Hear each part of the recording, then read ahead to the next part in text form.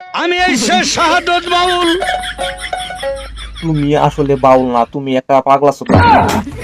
তোমার নাম সাধুত পাগলা, তোমারে সবাই পাগলা কয়। তুমি আগে আজারে বাজারে রাস্তাঘাটে গান গাইতে, সবাই তোমারে একটা দুইটা দিত। ঠিক বলেছো। তুমি ঠিক তো দাও কেন? এই সময় কম, শুরু করো। আবার কয় সময় কম, তাতে আমার বাল ছেড়া গেল। আপনি জান জান। এখন তুমি বর্তমান দিয়ে বিজি, সকালে দিয়ে মুলাগাতে গান গাও, বাড়িওয়ালা দিয়ে কচুকাতে গান গাইতেছ। আচ্ছা আচ্ছা সাধু ভাই, ভালো একটা গান শোনাও। तुम है हम है मुलाकात करेंगे। আসলে তুমি প্রমাণ করে দিলে তুমি একটা পাগলা ছোটা। খাইয়া না খাইয়া মুলার পিছনে কি শুনে লাগছো? जो जो मैं से मुलाकात है इसका में पाप देता है, স্কুলে মুলা খাইয়া পাত দিবারি পারে। उसको मैं पूरा गोंदोलाते है।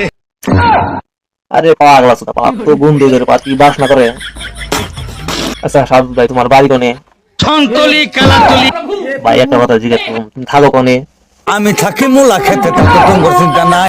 এই জন্যই তুই বই তোমার ভিতরে এরম ট্যালেন্ট কোন থেকে না আসে। মুলা খেতেও এরম ট্যালেন্ট থাকতে পারে, মুলা খেতেও এরম ট্যালেন্ট আছে।